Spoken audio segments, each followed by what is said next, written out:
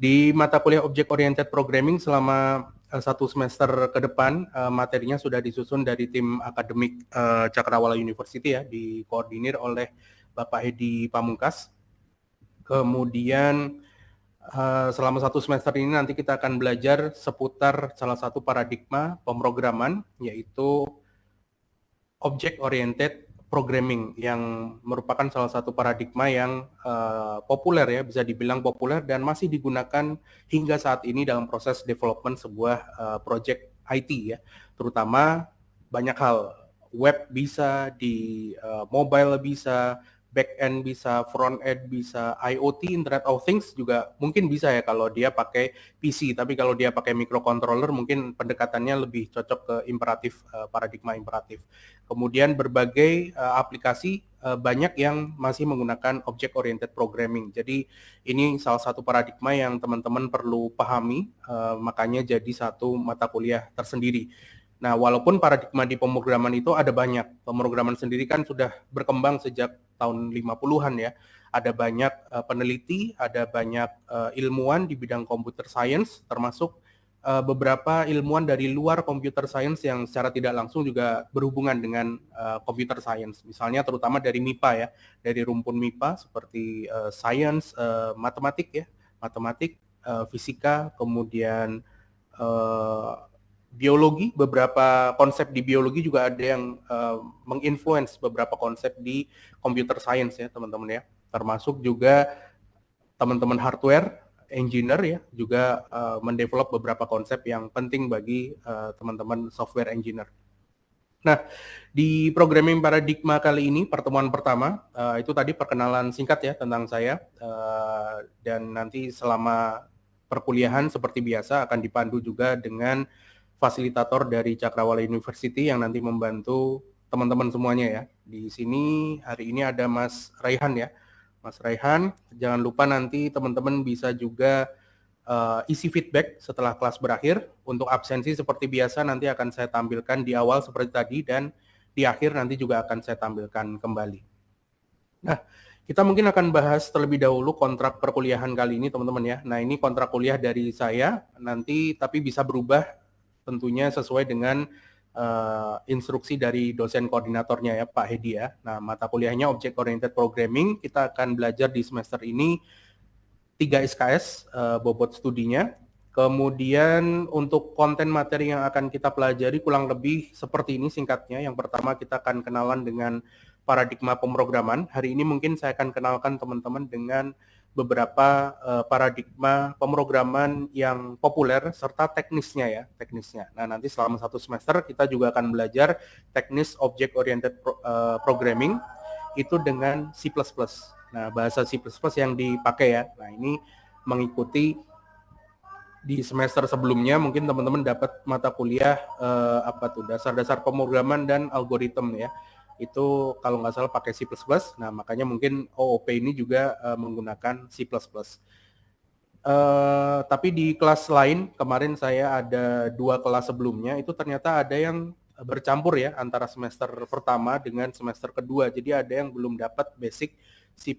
Nah, kalau boleh tahu untuk kelas siang hari ini apakah semuanya sudah ikut dasar pemrograman dan algoritma dengan C++ atau ada yang baru semester 1 baru masuk barangkali?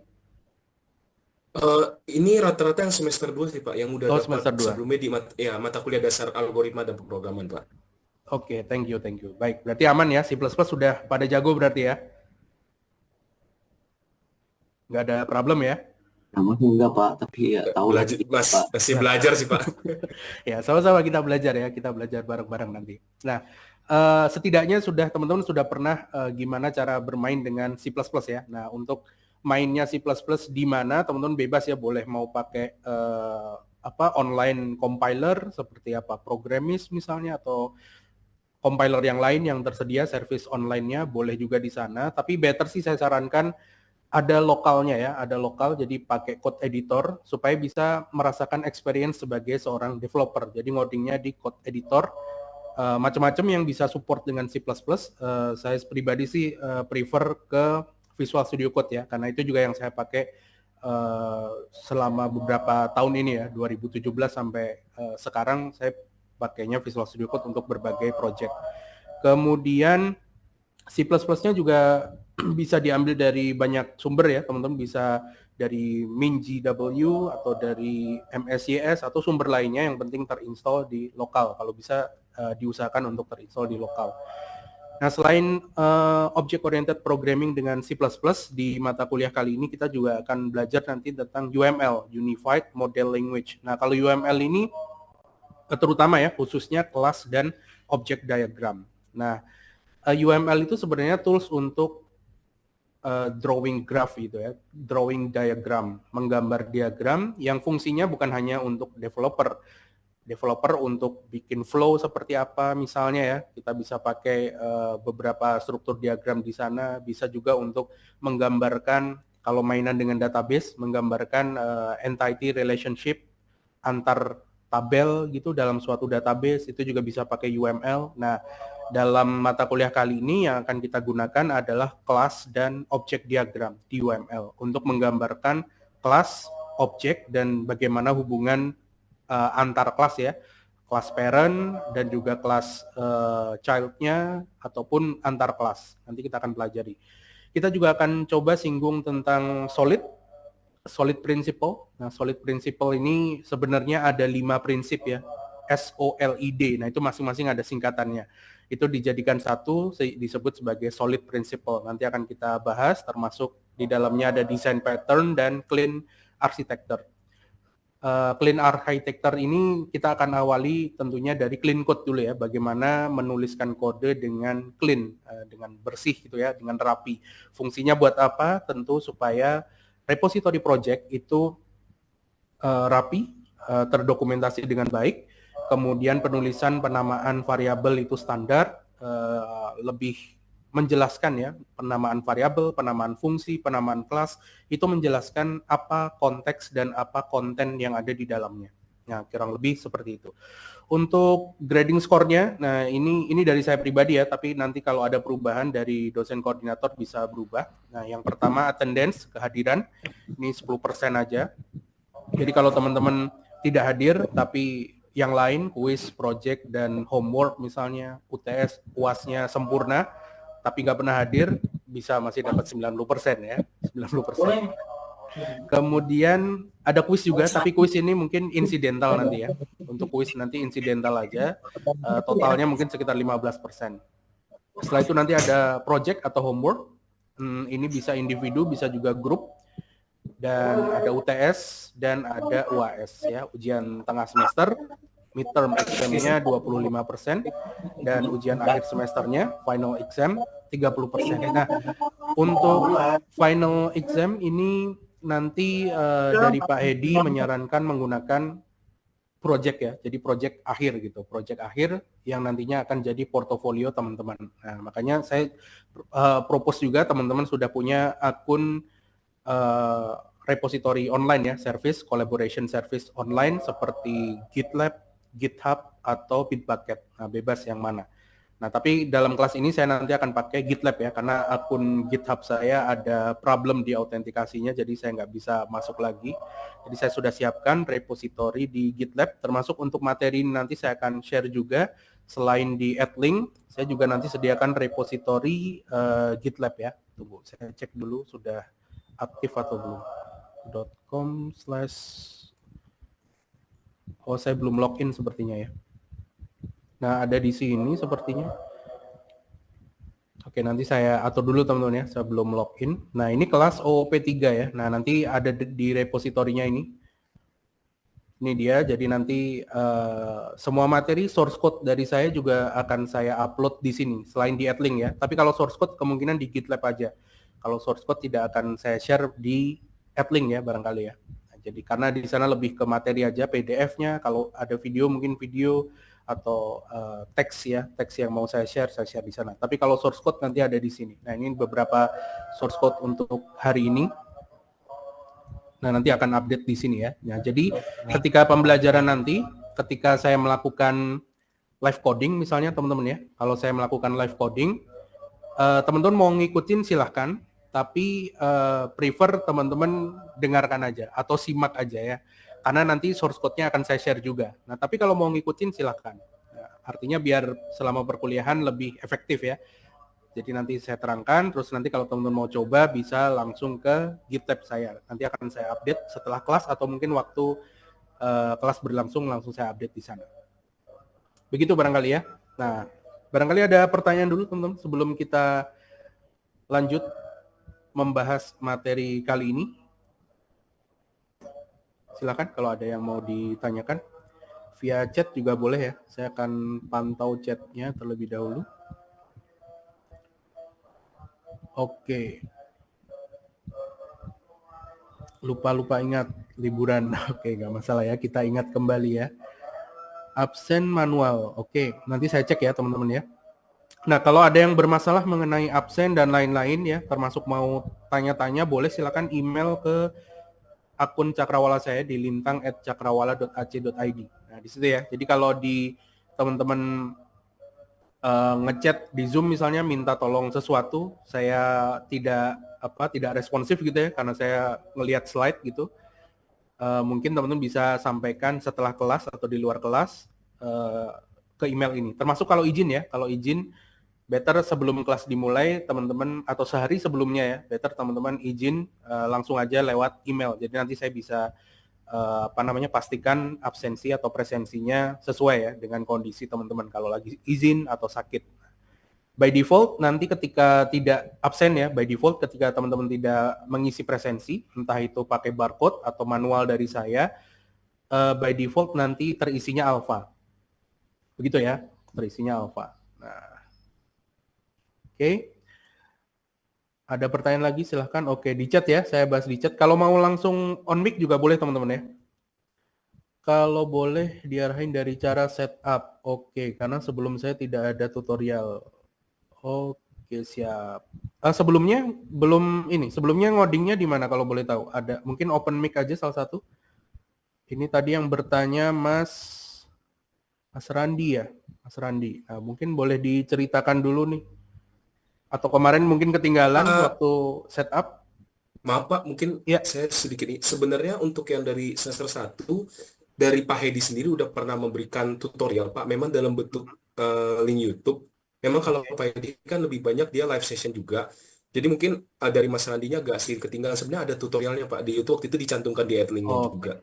Oke, berarti sudah aman ya, seharusnya aman. Kalau mau setup di Visual Studio Code boleh silakan.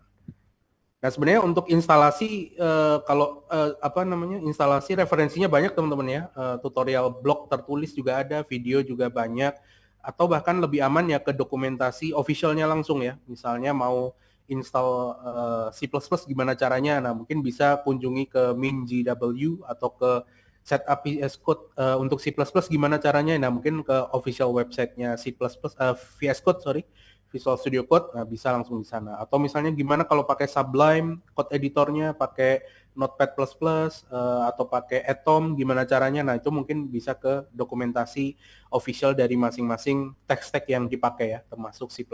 Nah ini juga mulai membiasakan as a developer, mau nggak mau pekerjaan kita nantinya, kalau memang teman-teman mau berkecimpung di dunia developer ya, karena kan di dunia IT itu ada banyak pekerjaan ya, dan salah satu pekerjaan teknis itu adalah sebagai seorang developer.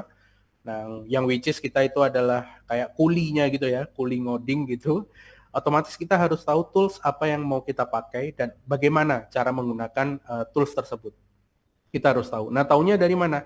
Dari membaca dokumentasi, atau dokumentasi itu istilahnya, mungkin istilah awamnya adalah semacam buku panduan ya, manual page. Kalau kita beli kipas angin misalnya, atau kita beli AC, beli dispenser, beli sepeda motor, beli mobil, biasanya kan ada manual page-nya ya, buku panduan, buku pegangan untuk pengguna. Di situ sudah dijelaskan lengkap, dan mau nggak mau sebagai developer kita harus tetap update, karena apalagi untuk produk IT ya, produk IT itu perkembangannya cepat.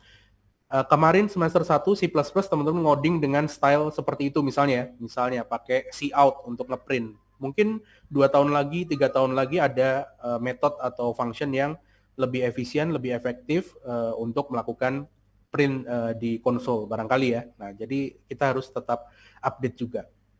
Oke, nice. Ada lagi mungkin barangkali pertanyaan? Kalau tidak ada, saya mulai ya. Untuk jadwal di selama bulan Ramadan ini kita di jam 12 sampai 13.50 ya. Nah, ini jadwalnya sekitar 2 jam kurang 10 menit. Nah, sementara teman-teman beruntung nih jamnya segitu ya untuk 3 SKS. Karena di kelas lain, terutama kelas profesional yang saya handle kemarin itu kelas malam ya.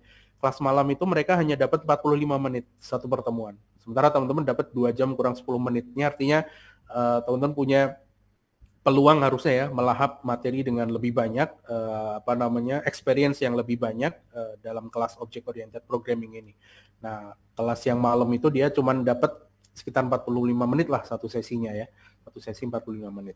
Begitu. Itu untuk jadwalnya selama Ramadan jam itu sampai nanti 11 April ya kalau nggak salah. 11 April itu kita online.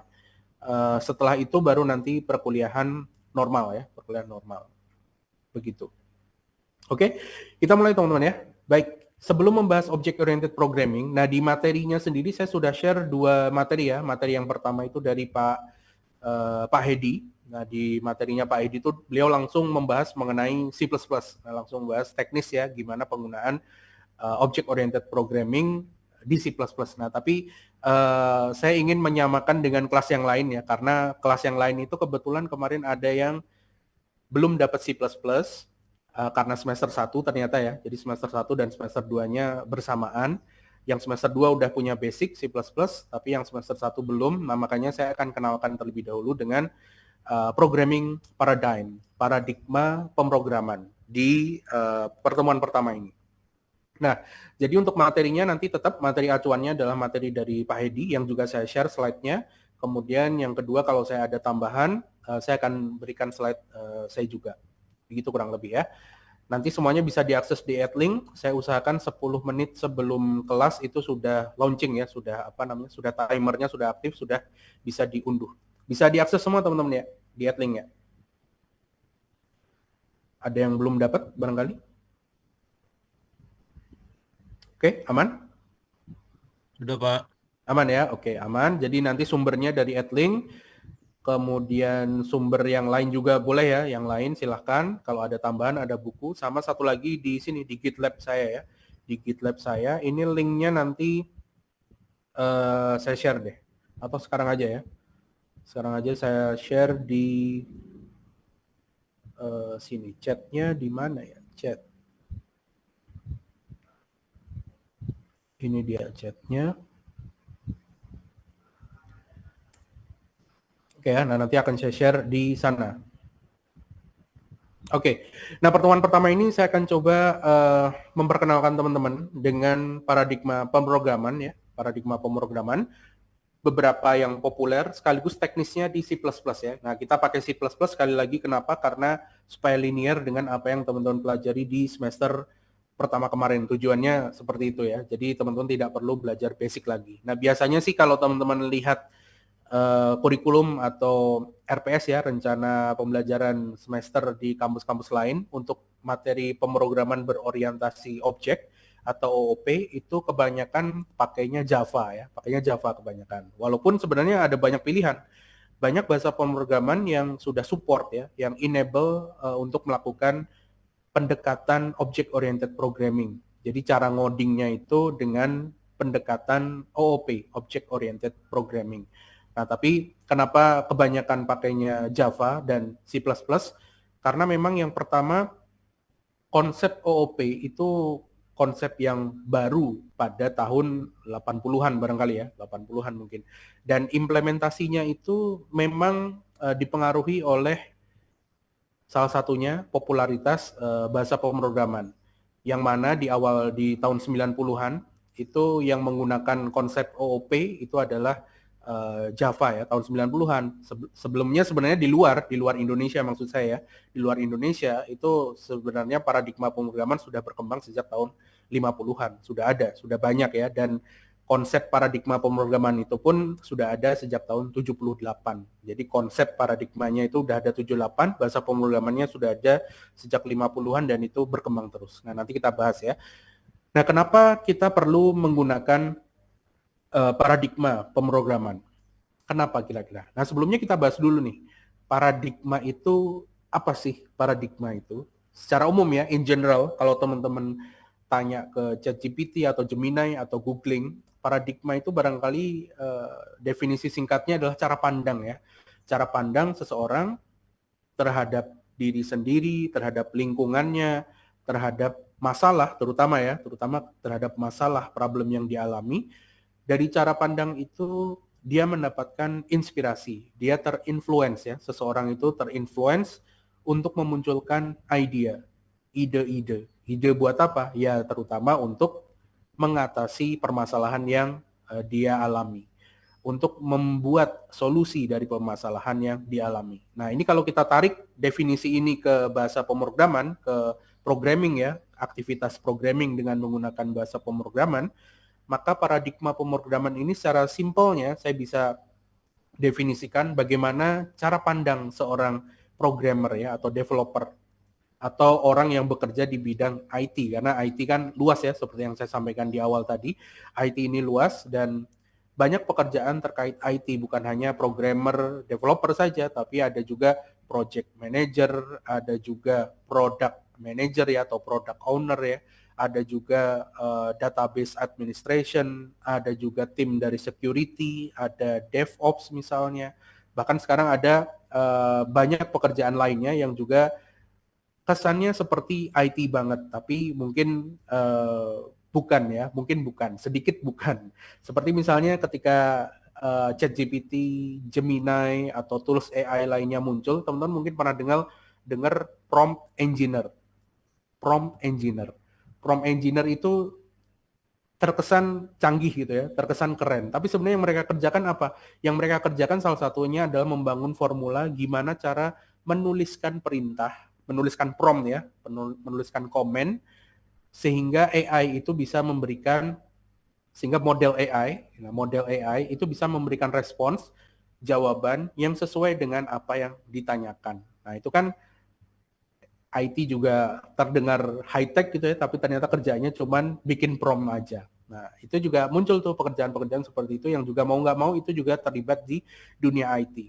Nah, ada banyak pekerjaan yang nanti teman-teman bisa pilih. Nah, pekerjaan tipenya sih banyak ya, cuman lowongan yang tersedia apakah banyak? Nah, tentu ini bisa teman-teman kejar ya, supaya teman-teman masuk ke dalam kuota suatu perusahaan. Kalau memang pengen jadi karyawan ya, tapi kalau ingin menjadi seorang entrepreneur, menjadi startup owner, startup founder misalnya, nah itu tentunya teman-teman bisa ambil selain teknis juga teman-teman ambil ilmu ataupun mata kuliah yang sifatnya strategis ya, gimana memanage tim, bagaimana memanage project, bagaimana merumuskan produk yang bagus, itu harus paham kalau memang ingin jadi entrepreneurship di bidang teknologi. Nah, kembali ke definisi paradigma pemrograman, kalau ditarik ke pemrograman, paradigma pemrograman ini mungkin bisa diartikan sebagai bagaimana cara pandang seorang developer, bagaimana cara pandang seorang programmer terhadap suatu permasalahan. Suatu permasalahan yang akan dicari solusi bidang IT-nya tentunya ya. Nah, di mana dari cara pandang tersebut, si developer mendapatkan inspirasi, terinfluence, terilhami untuk merumuskan solusi berdasarkan cara pandangnya. Nah, kurang lebih seperti itu ya. Nah, kalau teman-teman cek di Google, barangkali ada banyak definisi ya. Di antaranya adalah bahwa paradigma pemrograman itu adalah style fundamental, gaya dasar ya, gaya dasar ketika seseorang ngoding, gaya dasar dalam computer programming. Gaya di sini artinya adalah bagaimana cara penulisan sintaks yang benar, bagaimana cara mengeksekusinya juga, itu merupakan salah satu unsur style dari paradigma pemrograman. Bisa juga paradigma pemrograman ini diartikan sebagai konsep, framework konsep ya, kerangka kerja konseptual. Artinya kalau dia kerangka kerja konseptual, berarti kita bisa ikuti kerangka kerjanya secara konsep, namun teknisnya, metodenya, tentu bermacam-macam. Nah, itu sebabnya ada banyak ya, ada banyak. Biasanya kalau ada teori, kemudian implementasinya itu ada banyak perbedaan, namun secara konsep sama. Nah, itu yang disebut sebagai paradigma pemrograman. Kerangka kerja konseptual untuk apa? Untuk mengorganisir dan juga untuk menstrukturisasi kode. Struktur di sini artinya adalah bisa struktur directory, struktur folder dalam directory, ataupun struktur file dalam directory yang digunakan dalam project. Termasuk juga struktur penulisan kodenya. Bagaimana dia memisahkan antar bagian dalam kode, mana yang jadi function misalnya, mana yang jadi controllernya misalnya, mana yang jadi modelnya misalnya kalau kita bicara tentang design pattern MVC, model view controller misalnya, ada model, ada view, ada controller. Nah, itu dipelajari di paradigma pemrograman. Nah, selain itu ada juga yang mendefinisikannya sebagai kumpulan tools ya, kumpulan tools dan juga rules, alat-alat dan peraturan-peraturan yang menjadi panduan bagaimana seorang developer itu seharusnya berpikir, bagaimana developer itu memikirkan suatu solusi dari permasalahan, dan bagaimana action yang nanti bisa dikerjakan oleh developer, sekaligus bagaimana developer itu menyusun repository project yang rapi ya, yang rapi. Nah, kenapa struktur dan organisasi kode itu penting? Karena ketika kita membangun sebuah project IT, dengan struktur kode yang rapi akan mudah di-maintain. Mudah di-maintain ya. Di-maintain itu artinya ketika ada fitur baru mudah ditambahkan, ketika ada bug mudah di-track, mudah dicari, dan mudah di-fixing. Itu salah satu tujuan ya kenapa kode itu harus rapi. Selain itu juga tentu mudah dibaca oleh developer. Kalau developer mudah baca, ada banyak yang kolaborasi, kita bisa bikin super app, mega app, aplikasi yang besar di mana membutuhkan banyak orang untuk mendevelopnya. Kurang lebih sama lah seperti kita membangun rumah misalnya, atau membangun mall ya, atau membangun project besar gitu. Tentu salah satu hal yang diinginkan adalah punya project yang rapi ya, project yang rapi. Kalau bangun rumah ya rumahnya rapi, jelas mana toilet, mana tempat tidur ya. Jangan sampai berantakan, toilet dan tempat tidur jadi satu misalnya. Nah, itu kan tentu hasilnya tidak sesuai dengan keinginan. Keinginan siapa ya? Keinginan yang punya project. Yang punya project ya, yang invest di sana. Nah, kalau dia karyawan ya berarti yang bosnya yang membayar dia. Kalau dia pendiri startup ya berarti orang-orang yang invest di sana. Nah, jangan sampai orang-orang yang invest ini sudah membayar skill kita as a developer ya, tapi kita tidak memanfaatkannya dengan sebaik-baiknya. Kita tidak memberikan effort yang sepadan. Nah, better kita lakukan effort yang sepadan, salah satunya dimulai dengan mencoba memproduksi kode yang rapi ya, yang maintainable, yang ketika ada error mudah di-track dan mudah di-fixing. Nah, paradigma pemrograman ini teman-teman, kebanyakan kalau teman-teman baca paper jurnal, ini kita karena bicara di kampus tentu akademisi, point of view-nya akademisi ya, sebagai researcher ya, ilmuwan di bidang computer science. Ada banyak paper kalau teman-teman baca ya, di tahun mungkin 60-an sampai atau mungkin 80-an ya, 80 sampai 90-an, itu ada banyak paper yang menjadikan paradigma pemrograman ini sebagai tools untuk membagi bahasa pemrograman, mengkotak-kotakkan bahasa pemrograman. Nah, sebelumnya secara konseptual paradigma programming ini tidak ada ya, istilah paradigma pemrograman itu tidak ada. Baru ada itu sekitar tahun 1978. Di 1978 itu ada sosok cendekiawan di bidang computer science namanya Robert Floyd. Robert Floyd ini dia memberikan kuliah pada Turing Award. Nah, jadi ada Turing Award ya di tahun 1978 yang sampai sekarang masih ada Turing Award. Terakhir itu kalau nggak salah tahun lalu 22 Juni 2024 Turing Award. Itu semacam semacam dalam tanda kutip Nobelnya orang-orang computer science barangkali ya. Nah, di Turing Award tahun 78 itu Robert Floyd dia bikin pidato ya, bikin speech di sana. Speech-nya itu terinspirasi dari Thomas Kuhn. Thomas Kuhn itu sosok sejarawan, filosofer, sosiologi, di mana Thomas Kuhn ini punya buku namanya The Structure of Scientific Revolutions. di tahun 62. Nah, jadi buku Thomas Kuhn tentang paradigma, sebenarnya tentang struktur gimana revolusi dari sebuah ilmu pengetahuan. Itu bukunya ya.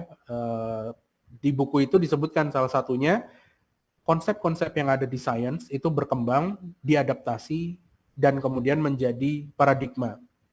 Nah, statement tentang paradigma ini kemudian disadur oleh Robert Floyd dan dijadikan inti konsep dalam pidatonya ya, speech-nya di Turing Award, di mana dia diundang sebagai pembicara di tahun 78. Nah, di sana Robert Floyd ini mengatakan bahwa konsep-konsep paradigma pemrograman itu berasal dari konsep-konsep ilmu pengetahuan lain, misalnya terutama rumpun MIPA ya, rumpun sains seperti matematika, fisika, biologi, kemudian dan lain-lain ya, computer science itu sendiri, yang kemudian menumbuhkan inspirasi bagi developer untuk memandang suatu permasalahan dalam pemrograman. Nah, dari situlah kemudian paradigma programming paradigm ini mulai rame dibahas. Dan para ilmuwan waktu itu mulai mengkotak-kotakan bahasa pemrograman itu berdasarkan paradigma apa yang diambil, pendekatan apa yang diambil.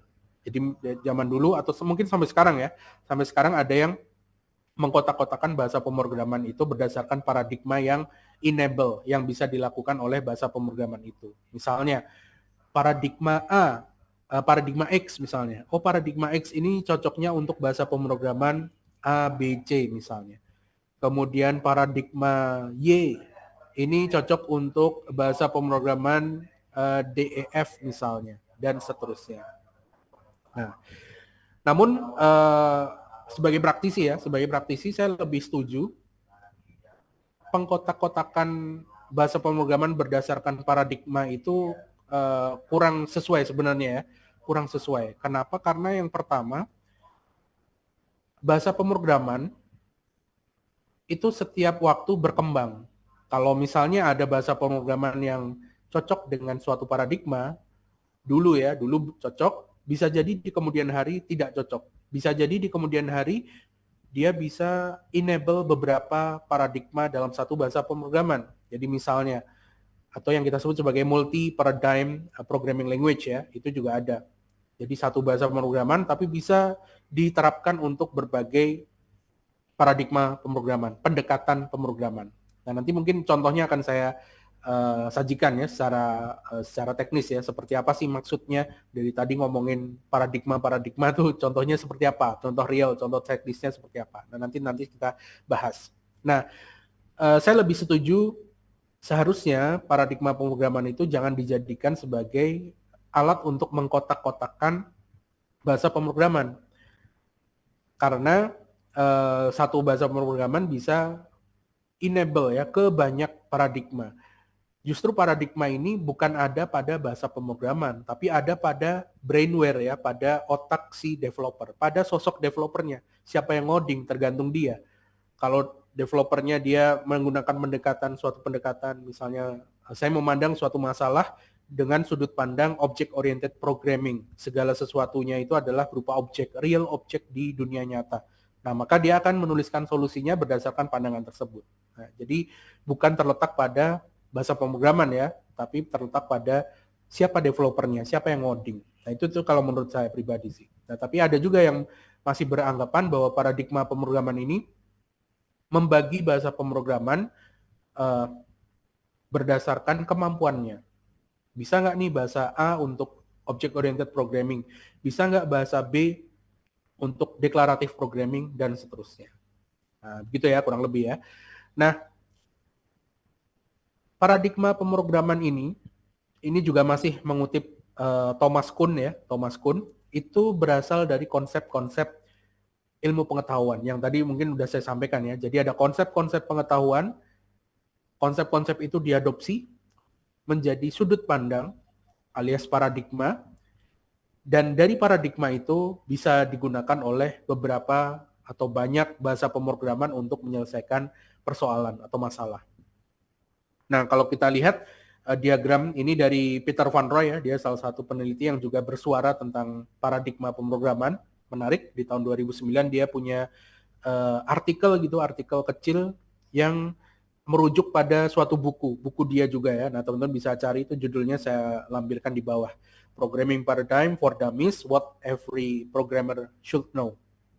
Nah, kalau kita baca diagramnya, diagram dari Peter Van Roy, itu ada banyak bahasa pemrograman di mana setiap bahasa pemrograman itu bisa enable atau bisa cocok dengan beberapa paradigm. Ada juga yang mungkin hanya cocok satu paradigma aja ya. Nah, setiap paradigmanya itu muncul karena mengadaptasi konsep-konsep yang ada di ilmu pengetahuan secara general. Misalnya ya, ada banyak konsep di matematika. Ada istilahnya di matematika itu tentang himpunan ya, mungkin pernah belajar tentang himpunan atau set ya, tentang himpunan atau set. Nah, itu bisa diterapkan juga tuh, set di dalam bahasa pemrograman. Nah, kita kenal di JavaScript ada set, di mana lagi Python juga ada set, di C++ juga ada ya hal yang serupa, walaupun mungkin istilah penamaannya berbeda. Di C++ kan kita punya ada array dinamis ya, atau vektor, ada list, ada stack, dan lain-lain. Nah, ini yang menyebabkan bagaimana paradigma pemrograman ini berkembang dan sekaligus juga mengembangkan bagaimana bahasa pemrograman itu hadir untuk dimanfaatkan oleh developer tentunya. Setiap bahasa pemrograman itu biasanya enable satu atau lebih paradigma. Setiap paradigma itu berasal dari konsep-konsep, di mana konsep-konsep itu bukan hanya dari computer science, tapi bisa juga dari ilmu pengetahuan lain, terutama rumpun science ya, rumpun science, matematika, fisika, kemudian biologi, dan lain-lain. Nah, dengan memilih paradigma pemrograman, selain tadi manfaatnya adalah kode kita terstruktur, maintainable, tracking error itu lebih mudah, bug fixing lebih mudah. Selain itu, penerapan paradigma pemrograman yang tepat, sudut pandang yang tepat, itu akan membuat solusi yang kita hadirkan itu juga tepat, efektif, dan efisien. Nah, jadi kalau ada permasalahan dalam pemrograman ya yang akan disolusikan dengan pemrograman, ada baiknya teman-teman mempertimbangkan paradigma pemrograman apa yang cocok untuk menyelesaikan hal tersebut. Ya, walaupun secara teknis kembali saya tadi juga sudah bilang ya, sebenarnya ini nggak perlu, sebagai praktisi ini nggak perlu terlalu dipertimbangkan. Kenapa? Karena misalnya ketika teman-teman join as a developer, kode yang ada itu udah existing, itu sudah sudah bawaan dari perusahaan kayak gitu mungkin ya, dari developer awalnya kayak gitu, kita tinggal lanjutkan. Jadi dia sudah legacy ya, istilahnya bisa dibilang legacy. Kita bisa teruskan. Atau kalau memang mau berganti sudut pandang, kita harus revamp, kita harus rombak mulai dari awal. Itu kan cost juga ya, Nah, makanya biasanya programming paradigm itu, paradigma pemrograman ini yang paling memikirkan biasanya adalah developer awal, inisiatornya siapa, atau mungkin level atasnya ya, CTO misalnya atau CIO yang memutuskan project apa akan menggunakan paradigma apa biasanya. Walaupun jarang sekali kita membahas paradigma di level teknis praktisi ya. Nah, cuman memang dengan menerapkan paradigma yang tepat, dengan sudut pandang yang tepat, kita bisa mendapatkan solusi yang tepat juga, yang efektif dan efisien. Nah, itu adalah beberapa paparan ya yang saya ambil ini dari paper artikelnya Peter Van Roy. Nah, Peter Van Roy pun bukan hanya menjelaskan tentang konsep programming paradigm, tapi juga teman-teman dia membahas bagaimana taksonomi paradigma pemrograman. Nah, jadi dia meneliti di tahun 2009, dia meneliti ternyata ada sekitar 27 ya, yang dia tuliskan sih ada 27 paradigma pemrograman. Ada banyak sekali ya. Nah, teman-teman bisa lihat ini diagram taksonominya,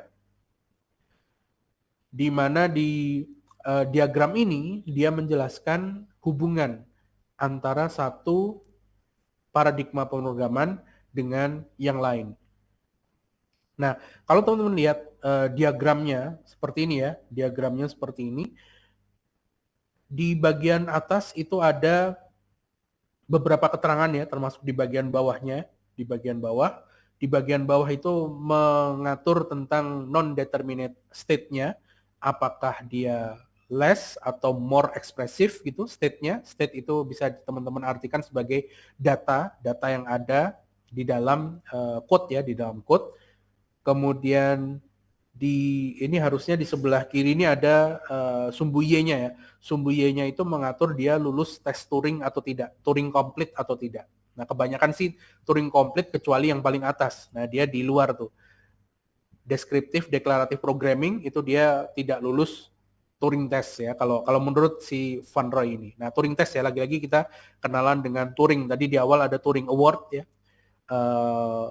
Si Robert menjelaskan tentang paradigma programming di Turing Award tahun 78. Sekarang taksonomi paradigma programming menurut Peter Van Roy ini juga menyertakan Turing test, Turing complete atau imitation game ya. Turing ini memang sosok yang mungkin intermezzo dikit ya.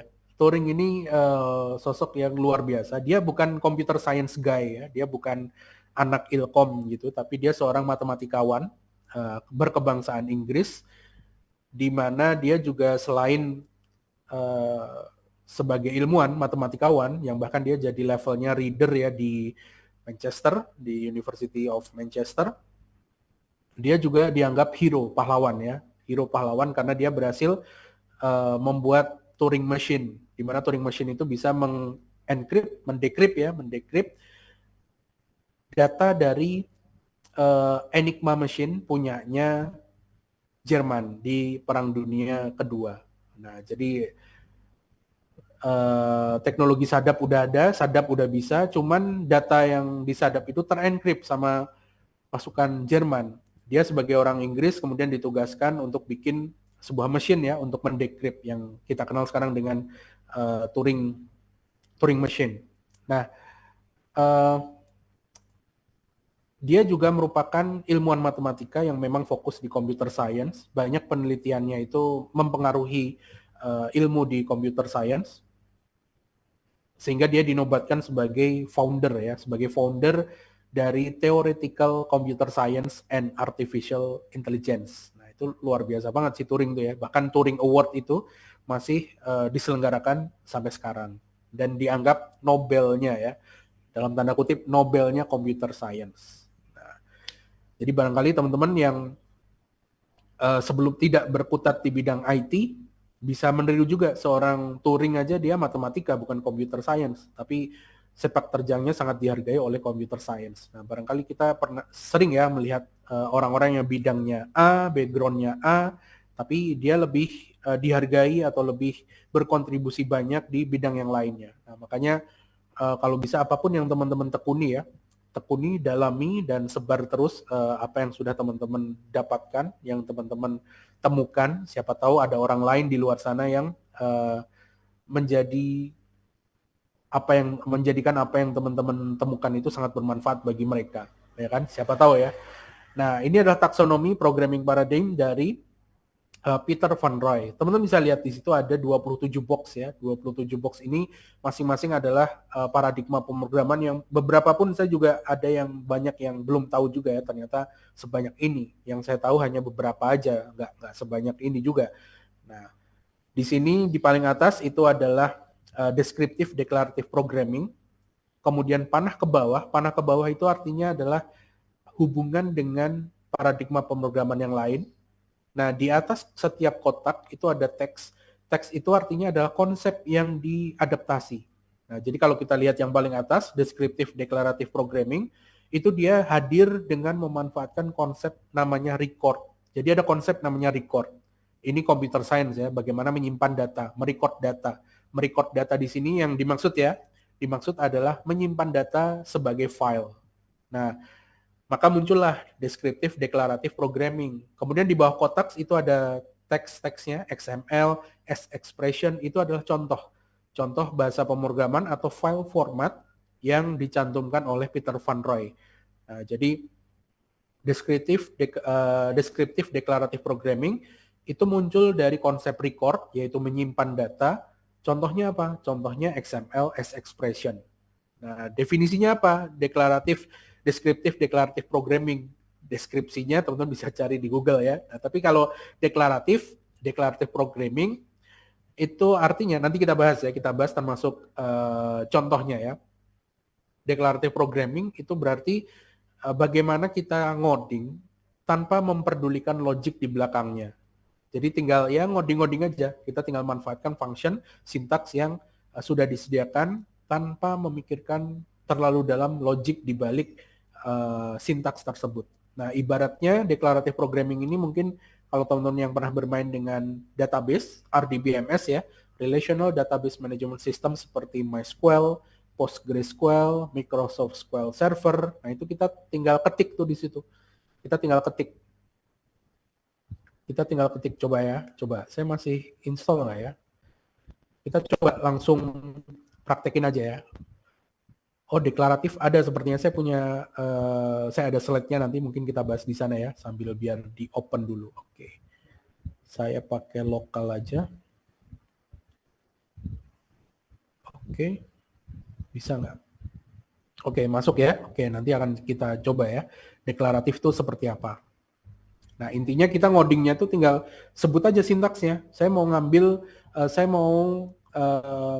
melakukan looping. Nah, itu ada sintaksnya. Tinggal loop udah tanpa memperdulikan apa yang dibalik function itu ngapain. Nah, itu deklaratif. Nah, oke ya, kurang lebih seperti ini. Ini adalah taksonomi paradigma pemrograman dari Peter Van Roy. Di mana hubungan antar paradigma tadi sudah kita jelaskan ya cara membacanya ya. Nah, dari sini teman-teman bisa baca nih, misalnya nih, saya ambil kotak yang mana? Ini contoh-contohnya mungkin bahasa pemrograman yang jadul teman-teman ya. Ada beberapa yang saya juga baru dengar di sini ya, di papernya Peter Van Roy. Nah, misalnya nih, di sini ada Java dan OCaml. Nah, ini yang saya di kursor saya ini ya, di sebelah kanan warna pink. Di situ ada dua box ya, ada dua box jadi satu. Nah, kalau ada dua box jadi satu ini artinya menurut Peter Van Roy dia itu namanya aja beda, tapi secara konsep yang diadaptasi sama. Secara teknis beda juga. Jadi yang beda itu teknis dan namanya, tapi secara konsep yang diadopsi sama. Nah, kita lihat nih. Sequential Object Oriented Programming. Itu dia mengadopsi teks yang di atasnya, yaitu konsep cell dan konsep closure. Kemudian contohnya adalah Java dan OCaml. Nah, dia mengadaptasi konsep cell dan closure dari mana? Konsep cell itu dari, nih panahnya tinggal ditelusur aja teman-teman, dari functional programming. Kemudian konsep closure dia dapat dari mana? Ke atas nih. Oh, dari imperative programming. Nah, kurang lebih seperti itu ya. Nah, konsep-konsepnya teman-teman bisa cari ya, apa itu konsep cell, apa itu konsep record yang tadi di awal ya, apa itu konsep closure, dan seterusnya. Begitu. Nah, kurang lebih ini adalah definisi singkat ya tentang apa itu paradigma pemrograman. Sampai sini barangkali ada pertanyaan? Sebelum kita kuis? Oh, nggak ada. Belum ya. Pertemuan pertama santai dulu ya, apalagi puasa nih, siang-siang ya. Peaknya jam 12 ya. Bagi yang menunaikan ibadah puasa, semoga lancar puasanya. Ya, Pak, silakan. Ya. kalau misalnya untuk C++ sendiri, ini kan masih bagiannya dari bahasa C ya Pak. Berarti untuk yang di taksonomi programming paradigm ini masuk di yang imperatif ya berarti, yang Pascal dan C ya Pak ya? Well, nah nanti kita bahas. C++ ya, gimana? Sorry, C++ bagian dari C. Iya kan Pak? Untuk itunya. Turunan, ya. Saya Iya, lebih turunan, suka menyebutnya turunan sih, bukan bagian dari ya. Mm-mm. Ya, turunan. Ya, nice. Berarti dia bagian imperative programming. Berarti dia cocok untuk digunakan menyelesaikan problem dengan pendekatan imperative programming. Ya, tapi perlu tahu dulu imperative programming itu apa. Imperative programming itu nanti kita bahas sebenarnya. By default, salah satu paradigma pemrograman yang hadir di dunia ini ya, ketika komputer pertama datang, ketika bahasa pemrograman pertama datang, itu adalah imperative programming. Imperative programming ini kalau boleh saya definisikan secara kasar, ekstrim gitu ya, imperative programming itu adalah cara ngoding anak yang baru pertama kali belajar ngoding. Pendekatannya adalah top down, dari atas ke bawah. Lurus ke bawah gitu. Prosedural dan prosedural dan fokusnya pada bagaimana masalah itu terselesaikan dari atas ke bawah. Nah, kenapa imperatif ini muncul? Karena dulu bahasa pemrograman itu dipakainya salah satu fungsi utamanya untuk ngoding hardware ya, bikin komputer, bikin microcontroller, sistem sederhana, di mana komputer zaman dulu tentu kapasitasnya rendah ya, bisa dibilang terbatas lah, terbatas. Nah, maka dari itu cara pendekatan programmingnya juga menggunakan pendekatan yang simple, yang paling simple, yaitu imperative programming. Karena dengan imperative programming kita hanya menuliskan hal-hal yang penting aja, dan step by step secara jelas pendekatannya top down, di run dari atas ke bawah. Nah, jadi kalau menurut taksonomi ini C cocok untuk imperative programming, ya. C++ cocok untuk imperative programming, iya juga. Bahkan mungkin untuk paradigma-paradigma yang lain juga bisa cocok ya. Nanti saya coba kasih contoh bahwa C++ itu bisa juga untuk beberapa paradigma. Nah, nanti kita kenalan dengan beberapa paradigma yang populer dan saya tahu aja ya. Karena kalau 27 ini saya nggak tahu semuanya nih. Nggak tahu, kebanyakan nggak tahu juga nih. Implementasinya pun seperti apa, belum tahu kalau saya ya. Karena ini penelitian sudah lama. 27 paradigma pemrograman ini sejak mungkin 50-an, 60-an barangkali ya, sejak bahasa pemrograman itu muncul. Nah, jadi cara membacanya sudah tepat kalau menurut saya dengan pertanyaan tadi, apakah C atau C++ bisa imperatif? Menurut taksonomi ini, cara membacanya, cara membaca diagram taksonomi ini sudah benar. Begitu. Oke, terjawab? Iya Pak, cukup terjawab. Terima kasih Pak. Iya, ada lagi barangkali. Nah, jadi ini memang penelitiannya ini kalau teman-teman baca ya, itu melibatkan bahasa-bahasa pemrograman yang bahkan sudah outdated, yang mungkin sekarang udah nggak kepake ya. Kalau kita lihat sejarahnya kan memang bahasa pemrograman yang pertama muncul mungkin tahun 50-an mungkin ya, muncul publik ya, muncul untuk publik tahun 54 barangkali di IBM. Waktu itu ada Fortran. Nah, Fortran ini juga saya belum pernah pakai ya, tapi cuman pernah dengar di pelajaran komputer dulu waktu SMP ya. Sejarah komputer, ada Fortran tahun 58 ya kan. Kemudian berkembang terus, ada banyak bahasa pemrograman terutama di tahun 50-an 60-an seperti Algol. Fortran, Algol, kemudian COBOL. Nah, itu kan tiga hal yang dikenal di awal bahasa pemrograman ya. COBOL ini tahun 60 juga kalau tidak salah ya. Tahun 60. Kemudian baru setelah era 60-an tuh muncul tuh Basic misalnya, bahasa pemrograman Basic di tahun 64. Di tahun 70-an ada Pascal. Nah, Pascal ini juga menarik ya. Bahkan sekarang di beberapa kampus, saya pernah lihat juga ya, di beberapa kampus masih mengajarkan Pascal. Ini menarik ya. Setelah itu di tahun 70 juga ada C. Nah, C ya. C juga ada di tahun 70-an muncul. Waktu itu di labnya Bell, Alexander Graham Bell. Walaupun dia sudah wafat, tapi perusahaannya, laboratoriumnya masih aktif ya, Bell Laboratories. Dia mengembangkan bahasa pemrograman sebelumnya yaitu B. Jadi B kemudian ke C, muncul tahun 70-an, bahasa C. Setelah itu kemudian muncul lagi ada bahasa pemrograman namanya ADA gitu, tahun 70 berapa? 8 barangkali ya, 78 muncul ADA. Nah, dari situlah kemudian karena tahun 78 muncul teori tentang paradigma pemrograman. Nah, ya kan tahun 78 ya, tahun 78 tuh muncul ADA, kemudian muncul paradigma pemrograman. Mulailah tuh pengkotak-kotakan bahasa pemrograman.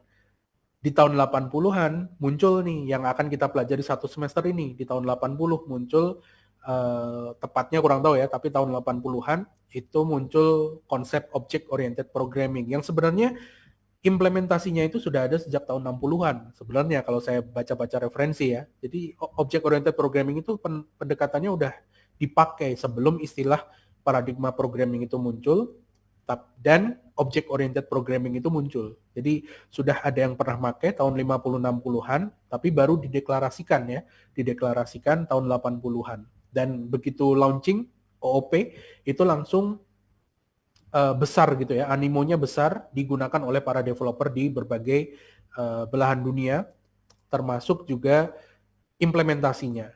Nah, implementasinya karena bahasa pemrograman juga semakin modern ya, di tahun 80-an itu juga kalau teman-teman baca ada bahasa pemrograman namanya Smalltalk 80. Smalltalk 80, walaupun research-nya itu mungkin sejak 69. Jadi ada bahasa pemrograman Smalltalk 80 itu yang menjadi object-oriented programming ini dipakai di industri secara legal formal dan dipublikasikan ke luar industri itu. Jadi orang-orang pada tahu Smalltalk 80.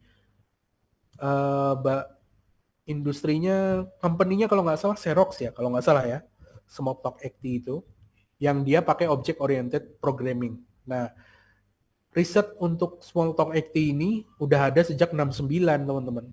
Jadi, dari 69 sampai 80, bahasa pemrogramannya di launching, pakai object-oriented programming yang kebetulan lagi hype.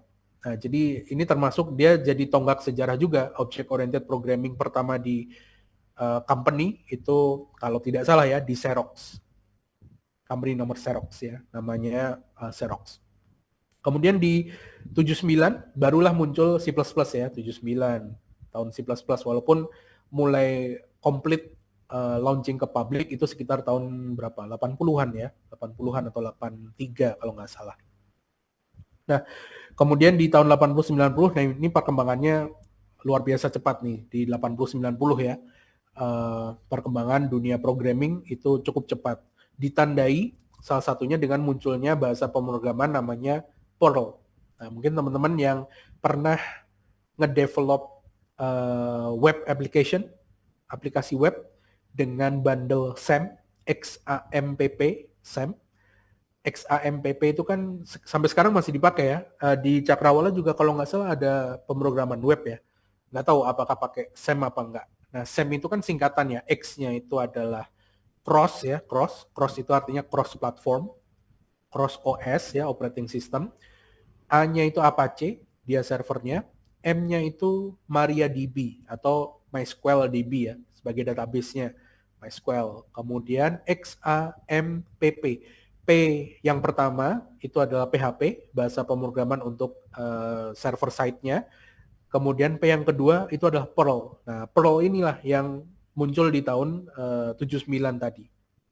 Nah, bukan 79, 87 ya, Perl 87. Kemudian 3 tahun kemudian muncul Python tahun 90. Nah, tahun 90 Python, di mana di tahun 90 itu juga muncul Visual Basic dan Visual C++ setahun berikutnya launchingnya ya. Nah, dan Python ini sampai sekarang juga ramai dipakai. Mungkin beberapa di antara teman-teman ada yang dari data science. Nah, itu kalau saya lihat sih demand untuk data scientist dengan teknik skill Python itu banyak ya. Karena memang Python untuk pengolahan data itu sangat didukung, sangat disupport. Para ilmuwan matematika, statistika, termasuk computer science di bidang machine learning, artificial intelligence, itu banyak yang berkontribusi di bahasa pemrograman Python, bikin library lah, bikin package, bikin bundle gitu untuk bahasa pemrograman Python khusus untuk pengolahan data. Nah, sehingga itu yang menyebabkan Python banyak dipakai oleh data scientist. Kalau misalnya para ilmuwan itu kontribusinya di C++ misalnya ya berarti C++ mungkin yang saat ini akan merajai dunia AI dan machine learning ya, yang dipakai data scientist. Tapi ternyata Python. Kenapa? Karena kalau menurut saya, karena Python itu memang codingnya dinamis, sintaksnya sederhana. Python pun sama seperti C++ ya, dia juga turunan anak juga dari keluarga C, keluarga C. Tapi sintaks dia benar-benar berbeda, benar-benar dinamis. Di C++ misalnya, kalau kita bahas secara teknis perbedaannya, di C++ nggak pakai titik koma aja bermasalah, ya kan? Bisa repot. Tapi kalau di Python, strict penulisan seperti itu hanya ada pada penulisan function atau class. Dia harus pakai tab, harus pakai indentasi, menjorok gitu ya, secara teknis. Nah, kalau di C++, tipe data itu penting untuk di-declare. Ya kan, ketika kita bikin variabel kan harus declare ya, tipe datanya ini apa, apakah integer, apakah dia string, apakah dia float, atau dia array, vektor, dan lain-lain. Nah, tapi kalau di dan ketika assign value, memasukkan value ke suatu variabel dengan tipe data tertentu, itu value-nya harus sesuai dengan tipe data yang sudah di-declare. Jadi misalnya saya punya variabel X, dia itu integer, maka value dari X itu harus integer, harus angka, bilangan bulat, ya kan? Berbeda dengan Python. Di Python ketika teman-teman bikin variabel X misalnya, nggak perlu kita deklarasi X ini string atau integer, nggak perlu. Langsung aja kita masukin ke sana ya. Masukin misalnya X sama dengan 12. Di baris bawahnya, kita deklarasikan bahwa X itu bukan 12, tapi X itu sama dengan string misalnya. String Andi. Itu nggak ada error ya.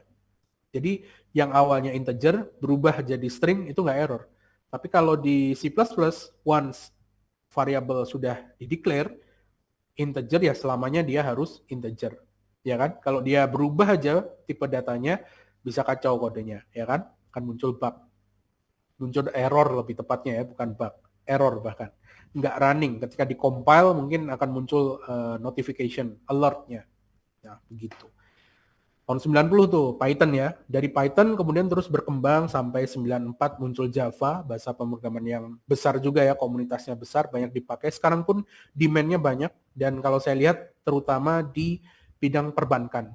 Finance ini Java masih banyak ya, masih banyak. Nah, mungkin teman-teman yang ingin mempelajari Python, Java, bahasa-bahasa pemrograman besar yang masih diaplikasikan sampai sekarang, nah mungkin Python, Java menjadi salah satu pilihan juga ya. Kalau C++ sepertinya ya di dunia teknis kurang ya, dunia teknis industri kurang, tapi dipakai terutama di hardware. Nah, teman-teman hardware kalau mau main microcontroller, robotic, automation, Internet of Things ya, nah itu masih menggunakan C++ itu masih ada di sana walaupun mungkin C++ yang sudah dimodifikasi. Seperti ada namanya Arduino, kalau teman-teman tahu microcontroller namanya Arduino, dia bikin bahasa pemrograman Arduino tuh, dia berasal dari C++ yang sudah dimodifikasi. Sintaksnya ya 11-12 lah dengan C++. Ada juga Bosch ya, tahu ya Bosch, BOSCH, dia punya hardware sendiri, bahasa pemrogramannya juga ada namanya Mira. Nah, Mira ini juga awalnya asalnya dari C++ dan kemudian diubah jadi JavaScript. Nah, itu penggunaan C++ ya. Nah, tapi kenapa masih dipakai di bangku kuliah? Ya karena pertama, secara struktur code, C++ ini mengajarkan banyak hal, teman-teman. C++ ini mengajarkan banyak hal, terutama mengenai kenapa nggak di awal kuliah dasar-dasar pemrograman itu pakai langsung Python, JavaScript yang udah rame misalnya. Ya karena kalau teman-teman belajar Python dan JavaScript duluan, teman-teman nanti akan kaget ketika berurusan dengan bahasa pemrograman yang strict terhadap data type. Salah satunya ya, strict terhadap data type, tipe data. Yang tadi saya bilang, kalau saya punya variabel integer ya selamanya kalau bisa tetap konsisten integer. Nah ini untuk membuat konsistensi tipe data itu tetap berlaku dalam suatu repository sehingga maintainable, sehingga kodenya itu mudah di-maintain ya, mudah ditambahkan fitur. Developer yang membaca juga mudah. Jadi ketika dia ketemu variabel X, X itu integer. Jadi bukan X itu string nih. Tapi kok error? Nah, ternyata kode di atasnya X itu adalah integer misalnya, atau kode di file lain ya. Nah, itu konsistensi tipe data itu hal yang krusial. Itu salah satu alasannya kenapa C++ ini masih diajarkan. Dan selain itu juga challenge-nya menarik nih. Challenge learning curve dari C++. Kalau teman-teman masih muda, itu challenge yang menarik ya, yang menarik dan bagus untuk menempa calon developer. Nah, tapi kalau sudah cukup berumur, nah mungkin itu challenge untuk menguasai C++ itu challenge banget ya. Kalau udah berumur mungkin lebih enak mainnya pakai JavaScript, pakai Python yang dinamis lah, bahasa pemrograman yang dinamis. Nah, setelah tadi Java 94, 95 ini muncul MySQL ya. MySQL itu juga muncul di tahun 95, Postgre sepertinya 2000-an ya. Dari 95 kemudian ke 95 itu JavaScript juga ya. Nah, JavaScript tadi belum disebut. JavaScript, Ruby ya, Ruby on Rails sekarang terkenal, banyak juga yang implement. Termasuk ada .NET, VB.NET, dan C# di tahun 90-an. Nah, sampai sekarang perkembangannya sudah luar biasa panjang ya. Nah, jadi kalau bisa dibilang kita sebagai developer itu hidup di dunia yang memang perkembangannya sudah panjang, tapi semakin ke sini semakin cepat, teman-teman. Jadi, kalau bisa manfaatkan waktu sebaik mungkin, pilih expertise teman-teman di bidang IT di bagian mana, kuasai, perdalam, dan jadi expert di situ. Sehingga teman-teman masih punya demand ya, masih punya value untuk memberikan demand. Sehingga teman-teman bisa tidak ketinggalan ya, karena apalagi dengan teknologi sekarang yang sangat maju, ada AI, ada ChatGPT, ada Gemini ya, semuanya bisa langsung tanya, langsung dapat jawabannya tanpa harus berpikir. Nah ini kan berbahaya ya kalau teman-teman tidak punya expertise di suatu bidang. Begitu barangkali. Kalau sudah kita lanjutkan ya, kita lanjutkan. Next adalah beberapa paradigma pemrograman yang populer digunakan di banyak industri, digunakan di berbagai produk aplikasi IT, mulai dari web, back-end, front-end, mobile, desktop, apapun ya, termasuk hardware, juga ada banyak yang memanfaatkannya. Nah, secara umum ada beberapa paradigma pemrograman yang populer. Yang pertama, ini 5 hal yang paradigma yang mungkin sering kita dengar ya, sering kita dengar. Yang pertama ada imperative programming, yang kedua ada procedural programming. Procedural programming ini kebetulan adalah turunan dari imperative programming. Kemudian yang ketiga ada declarative programming. Deklaratif ini bisa dibilang lawannya imperatif. Kemudian functional programming. Functional programming ini turunan dari declarative programming. Dan object oriented programming yang akan kita pelajari selama 1 semester ini di mata kuliah OOP. Nah, 5 ya, ini hanya 5 yang akan kita pelajari di pertemuan pertama ini. Sekaligus melihat seperti apa sih implementasinya. Walaupun di luar sana tentu masih banyak ya. Menurut Peter Van Roy aja ada 27. Nah, tapi ini kita coba pelajari singkat aja. 5 dan implementasinya bagaimana dengan menggunakan C++. Ya. Yang pertama. Nah, yang pertama ini adalah paradigma pemrograman imperatif atau imperative programming. Nah, apa itu imperative programming? Imperative programming ini adalah paradigma pemrograman di mana dia menggunakan statement, menggunakan kalimat yang fungsi tujuannya adalah untuk merubah state.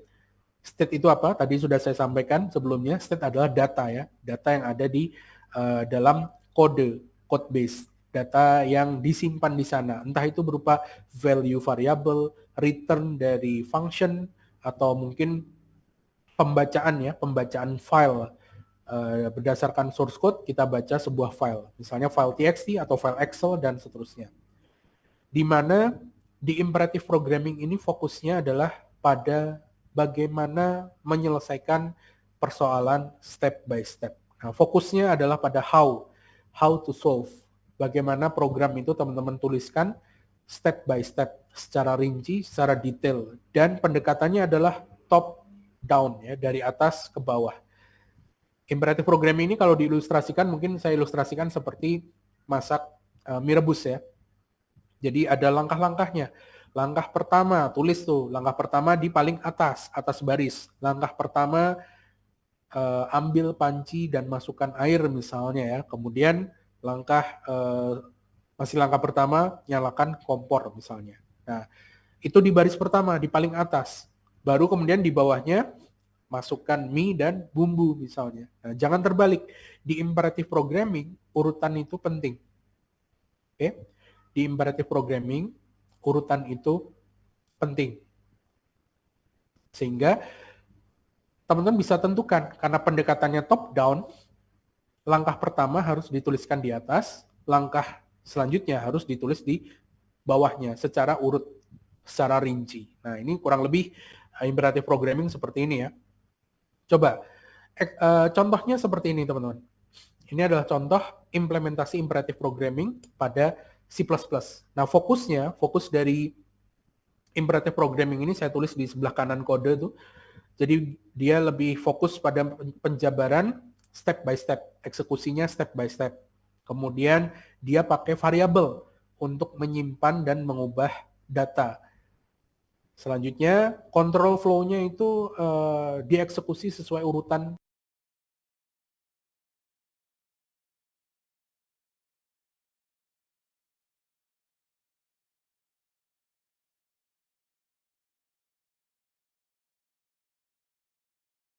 sampelnya ya. Nah, coba saya sudah siapkan source code-nya juga.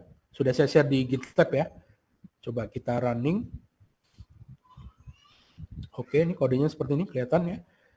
Nah, saya coba running dengan MSYS sepertinya ya.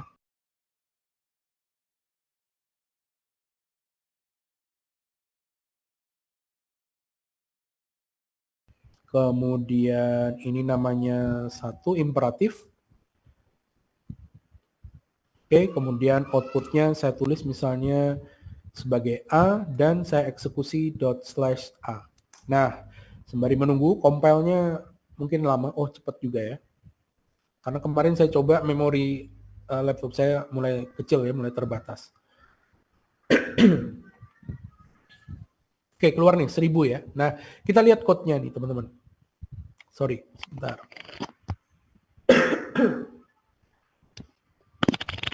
Sudah mulai haus sepertinya. Oke, kita lihat kodenya ya. Imperative programming adalah fokusnya dari atas ke bawah, simple. Kemudian pendekatannya adalah eksekusinya mulai dari baris pertama ke bawah, tentu ya karena top down. Kemudian dia menggunakan variabel untuk menyimpan data dan langsung direct nyimpan ke memori. Walaupun nggak semua kasus seperti itu ya. Tapi kalau teman-teman lihat dari beberapa poinnya, tidak harus semua poin terpenuhi untuk menganggap suatu bahasa pemrograman itu cocok di paradigma tertentu. Nah, yang penting gambaran umumnya teman-teman dapat. Oke ya, tunggu sebentar. Oke. Ya. Ya. Gimana? Sorry. Ada yang mau tanya? Nggak ada ya? Oke, nah ini kodenya sederhana. Saya di baris pertama saya deklarasikan sebuah variabel. Saya pakai variabel untuk menyimpan data X, di mana X itu nilainya 600. Kemudian Y sama dengan 400. Nah, mestinya sih saya deklarasikan Z ya, di mana Z sama dengan X plus Y. Kemudian cout-nya adalah Z. Nah, mungkin kayak gini kali ya. Ups. Nah, kemudian dieksekusi. Nah, teman-teman bisa lihat kan, cara saya ngoding itu mirip seperti buku resep ya. Tutorial masak mie dari atas ke bawah ya kan. Nah, sesimpel ini aja udah kita sebut sebagai imperative programming. Nah, by default kenapa ini muncul tadi mungkin sudah pernah disinggung ya. Karena imperatif ini adalah pendekatan yang simple, yang sederhana. Karena zaman dulu pemrograman untuk ngoding hardware memorinya terbatas, ya kan? Nah, yang tadi penjelasannya ya. Nah, keluar seperti ini. Nah, contoh lain misalnya. Contoh lain, ini misalnya case 1, case 2 di main function yang sama. Case 2 misalnya saya punya sebuah array. Misalnya saya punya sebuah array, di mana array itu saya ingin mencari jumlah dari array. Kalau ini kan jumlah dari 2 angka aja ya. Nah, kalau jumlah dari 2 array seperti apa? Misalnya nih, saya punya integer katakanlah A gitu ya, A atau numbers. Nah, numbers di mana numbers itu adalah array dengan misalnya 4 elemen. Dengan 4 elemen. Misalnya 1 2 3 4. Nah, misal seperti ini ya. Numbers. Kemudian saya mau menjumlahkan semuanya. Gimana caranya? Dengan pendekatan imperatif, maka by simple saya bisa pakai for loop aja, pakai looping biasa. Nah, misalnya saya bikin variabel jumlahnya berapa. Nah, jumlah awalnya 0 nih. Jumlah awalnya 0, kemudian saya akan looping ke dalam numbers itu. Berarti for integer, misalnya saya mau looping mulai dari I sama dengan 0 misalnya. Kemudian I-nya itu sampai 5. Nah, sesuai size-nya ya, disesuaikan aja karena elemennya juga cuma 4. Kemudian saya iterasi I++. Nah, saya dari indeks ke 0 ke 1, 2, 3 dan 4. Terus ngapain?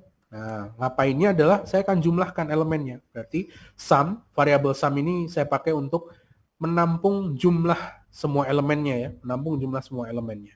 Sum, plus sama dengan numbers elemen ke i. Nah, sesimpel ini kan ya. Sehingga nanti kita bisa dapat jumlahnya berapa. Kita langsung aja cout sum. Nah, kurang lebih begini. Kita coba save ya. Kita coba save dan saya jalankan. Nah, ini nanti menarik ketika teman-teman menggunakan pendekatan yang berbeda. Nah, teman-teman bisa lihat ya, ini yang bawa yang sebelah kiri ya, 10 ya.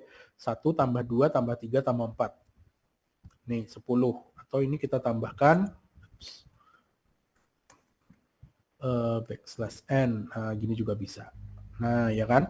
Nah, ini contoh pendekatan sederhana imperative programming.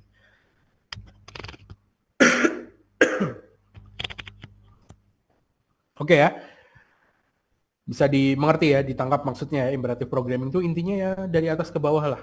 Simpelnya begitu. Dia pakai variabel untuk nyimpen data dan pendekatannya top down. Sintaks-sintaks yang digunakan adalah sintaks default dari bahasa pemrograman yang dipakai. Nah, selanjutnya ada procedural programming. Procedural programming ini adalah turunan dari imperative programming. Tapi sama-sama urutan itu juga penting. Nah, jadi imperative programming ini kuncinya salah satunya adalah urutan itu penting ya, karena top down approach. Nah, procedural programming ini juga urutan itu penting. Hanya saja setiap stepnya itu dibungkus dalam sebuah function atau prosedur. Nah, makanya namanya procedural programming. Nah, maksudnya gimana?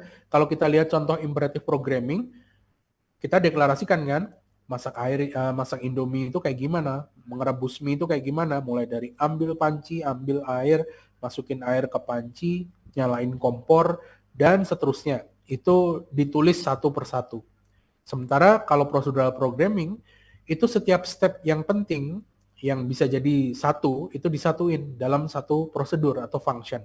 Misalnya, langkah pertama, ini kan tadi masak air ya, saya deklarasikan beberapa tadi, ambil panci, ambil air, taruh air di dalam panci, nyalakan kompor. Misalnya, ada 4 step. Nah, 4 step ini saya masukkan ke dalam satu function dengan suatu nama tertentu. Jadi misalnya, step 1 merebus air. Nah, detailnya apa? Detailnya dijelaskan secara imperatif. Nah, itu contoh procedural programming ya. Nah, contohnya gimana implementasinya di C++? Implementasinya di C++ kurang lebih seperti ini. Jadi, dengan kasus yang sama ya, kita pengen menyelesaikan penjumlahan 2 variabel, X plus Y. Nah, pendekatannya seperti ini. Jadi, kita buat sebuah function untuk penjumlahan yang kita sebut sebagai function atau prosedur ya, dalam procedural programming, untuk meningkatkan modularity dari sebuah project. Jadi, dipisah-pisah gitu, modular. Selain meningkatkan modularity, pemisahan function ini juga bisa meningkatkan reusability. Jadi kita cukup ngoding function ini sekali, tapi nanti penggunaannya berkali-kali. Memenuhi konsep dry ya, don't repeat yourself, dan juga mengurangi redundansi, pengulangan kode. Nah, kalau misalnya nih, kalau di imperative programming, kalau saya mau nambahkan X plus Y, saya bisa declare seperti ini. Kalau saya mau nambah X plus Y lagi, ya saya cukup copy paste, ya kan? Kasarnya sih seperti ini ya. Tentu ini akan meningkatkan redundansi.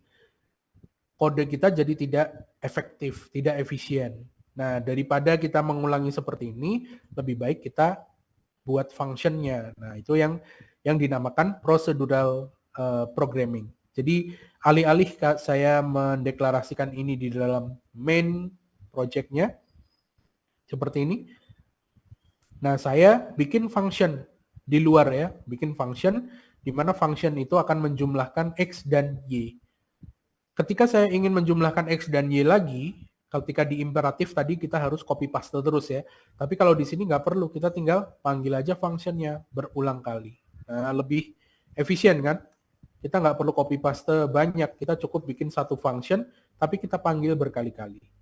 Nah, ini contoh procedural programming. Coba kita jalankan dulu, saya pakai G++, procedural, outputnya A, kemudian saya eksekusi si A. Nah, teman-teman juga bisa, bener ya? Bener. Oh, sorry, belum di save ya. Save dulu. Kita lihat outputnya, nah keluar nih, 1000, 1000, 1000, 1000, 1000. Betul ya? 600 tambah 400. Nah, sekarang kalau kasusnya seperti ini, menjumlahkan array, gimana kalau cara prosedural? Ya sama, kita tinggal bikin function juga. Kita tinggal bikin function, kemudian function itu nanti dia akan kita panggil. Nah, gimana caranya? Ya tinggal masukin aja ini ke sebuah function. Ini saya copy, saya paste di sini. Saya buat function, misalnya void sum, kemudian saya paste di sini. Nah, sesimpel ini kan. Kemudian saya panggil di sini. Sum. Save, dan kita coba running. Nah, keluar nih, 10 ya. Nilainya yang bawah ya. Nah, nggak saya kasih new line. Nah, begini. Oke ya, bisa dimengerti ya. Jadi, inti dari procedural programming adalah kita membuat kode kita modular dengan pemanfaatan function. Nah, kita lanjut. Next-nya adalah declarative programming.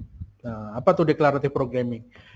Declarative programming ini berbeda dengan imperatif programming ya, dimana kalau teman-teman sudah pelajari tadi imperatif, contohnya adalah prosedural ya. Prosedural itu turunan dari imperatif. Imperatif itu fokusnya pada bagaimana cara menyelesaikan. Prosedural itu juga bagaimana cara menyelesaikan dengan step by step yang termodularisasi, terkelompokkan dalam function atau prosedur. Nah, kalau deklaratif ini fokusnya bukan pada how, bukan pada bagaimana cara menyelesaikan, tapi fokusnya pada what to solve, apa yang mau di-solve. Jadi, ketika teman-teman ngoding, itu seakan-akan memberikan prompt kepada AI model.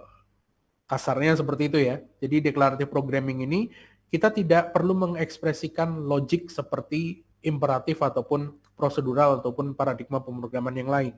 Contoh dari declarative programming yang paling tepat itu adalah salah satunya ketika teman-teman melakukan query database. Nah, ini misal nih ya. Ini saya pakai MySQL. Ini MySQL Workbench ya, GUI untuk MySQL. Coba saya punya table apa aja nih? Saya punya table, coba ada banyak ya. Oke. Kalau saya mau pakai database tertentu, di sini ada database world nih.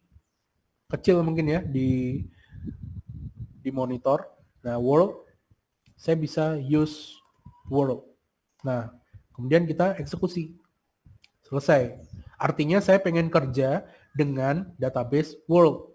Nah, di dalam database world ada misalnya table. Coba lihat sintaksnya teman-teman. Nggak ada logiknya kan. Kita tinggal use aja, pakai use world. Nah, ini yang disebut deklaratif. Kita tinggal sebut mau apa. Misalnya saya pengen pakai tabel city. Di tabel city kita akan menampilkan semua data select bintang from tabel city, kemudian saya mau tampilkan 10 data city aja misalnya. Select bintang from city limit 10. Kita eksekusi dan teman-teman lihat nih hasilnya, 10 data. Nah, coba fokusnya pada sintaksnya teman-teman ya. Nah, ini yang disebut declarative programming. Jadi ngodingnya itu sesuai dengan apa yang teman-teman kehendaki, tentunya dengan sintaks yang sama ya, tanpa memikirkan logik di belakangnya.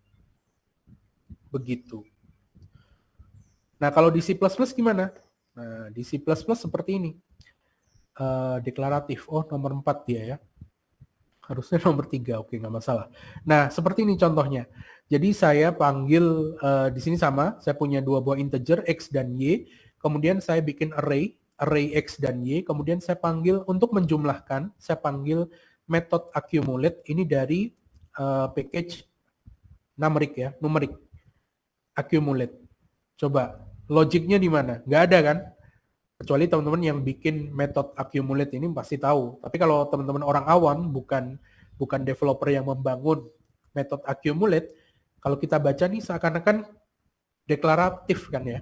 Kita mendeklarasikan, saya mau mengakumulasikan X dan Y. Nah, tanpa logik nih. Di depan kita sih nggak ada logik ya, di belakangnya pasti ada. Nah, ini yang disebut sebagai pendekatan deklaratif. Oke? Bisa dimengerti teman-teman ya. Nah, pendekatan deklaratif seperti ini. Nah, kalau kita mau jumlah array ya sama, karena ini juga kasusnya sudah array ya. Kasusnya sudah array. Pakai accumulate, nggak perlu kita looping seperti yang kita lakukan di prosedural dan imperatif.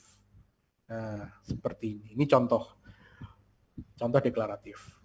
Nah, next. Selanjutnya adalah functional programming. Nah, ini menarik nih. Functional programming ini turunan dari deklaratif programming juga. Dan sekilas akan mirip dengan prosedural. Kenapa? Karena functional programming ini juga memisahkan kode dengan function-function. Hanya saja yang berbeda adalah functional programming ini dia menitik beratkan pada tadi, bukan bagaimana ya, function itu bukan dijadikan bagaimana cara nyelesainnya, tapi apa yang mau diselesaikan. Nah, di functional programming, function itu dianggap sebagai first class citizens. Artinya dia itu elemen utama dalam suatu repository atau suatu project. Jadi misalnya teman-teman mengerjakan project dengan pendekatan functional programming, maka segala sesuatunya diusahakan, diupayakan, diselesaikan dengan function sebagai senjata utamanya. Nah, ada beberapa konsep juga dalam functional programming ya, kalau teman-teman mendalami ya. Misalnya ada istilah pure function, higher order function. Bagaimana function sebagai first class citizen itu artinya function yang dia bisa menerima argumen atau parameter tertentu, kemudian dia juga bisa mereturn value tertentu, dan bahkan dia bisa menyimpan data, seakan-akan dia adalah variabel. Nah, implementasinya kurang lebih seperti ini. Mirip seperti procedural programming kalau teman-teman lihat ya, hanya saja perbedaannya, function di sini dia bisa menerima argumen. Itu yang pertama. Yang kedua, ciri-ciri dari functional programming adalah data yang sudah dideklarasikan itu better tidak bisa berubah setelah dideclare. Perubahan itu tidak terjadi di dalam function. Jadi begitu ada variabel di luar function, itu dia harus konstan. Oke ya, harus konstan. Adapun perubahan data boleh ada di dalam function, itu boleh. Kemudian mengenai loop. Nah, tadi kita sudah coba praktekkan looping ya, looping dengan statement for loop ya.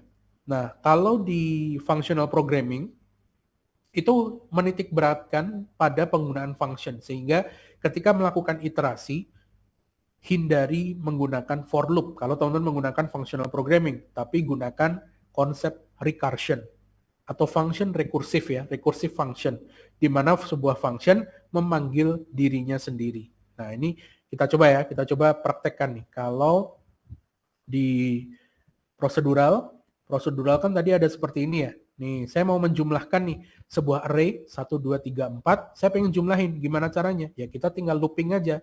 Looping ke array tersebut. Kemudian kita bikin variabel untuk menampung hasil jumlahnya. Kemudian looping ke dalam array tersebut. Ambil setiap variabelnya, jumlahkan ke variabel yang untuk menampung value tadi. Sehingga kita dapat hasil penjumlahannya. Selesai, ya kan? Nah, dalam functional programming, hindari merubah variabel, merubah value variabel. Jadi variabel ketika di-declare, udah value-nya akan terus 0. Nah, gimana dong cara penyelesaiannya kalau kita menggunakan kasus ini di functional programming? Nah, alih-alih menggunakan for loop, kita bisa gunakan tadi recursion ya. Recursive function. Nah, misal saya punya number seperti ini, array 1, 2, 3, 4, maka saya bisa deklarasikan sebuah function untuk melakukan penjumlahan daripada saya melakukan looping. Nah, jadi misalnya seperti ini. Numbernya 5, mungkin ini size-nya saya pisah aja ya supaya nanti bisa diproses di functionnya. Kemudian kita deklarasikan size-nya misalnya. Size-nya itu adalah integer size. Di mana size itu adalah size of dari number, kemudian dibagi dengan size of number elemen pertama atau 0 ya. Nah, jadi kita declare size of numbers dibagi dengan size of numbers elemen 0. Ini kan nanti dapat size juga. Nah, udah pernah belajar gini kan ya. Nah, kemudian ini saya hapus. Nah, gantinya apa? Gantinya adalah kita bikin function. Nih, function satu lagi. Misalnya, saya mau bikin function return integer, katakanlah sum gitu ya. Nah, sum. Di mana sum ini akan menerima array numbers. Nah, begini. Kemudian dia juga akan menerima size-nya. Nah, kemudian functionnya, konten functionnya, kalau size-nya 0 ya berarti kalau size-nya sama dengan 0, maka hasil penjumlahannya ya pasti 0 ya. Kalau array-nya isinya 0 ya dia hasilnya 0. Sesimpel itu. Tapi kalau enggak gimana? Nah, ini rekursif nih kuncinya di sini. Mungkin teman-teman sudah pelajari di dasar pemrograman kemarin ya. Jadi saya bisa sum, kemudian kita declare sum dari kita declare numbers ya. Numbers dulu dengan size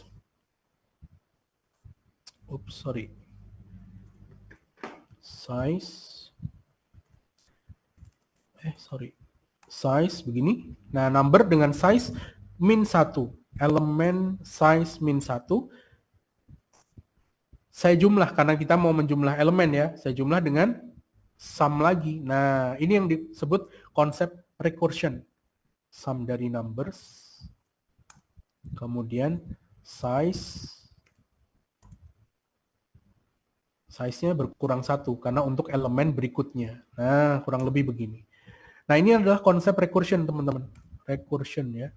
Recursion atau rekursif. Jadi ada function sum yang dipanggil di dalam function yang dipanggil di dalam function dirinya sendiri ya, function yang mana dirinya sendiri dipanggil di dalam dirinya sendiri. Nah, ini function ya, function yang memanggil dirinya sendiri.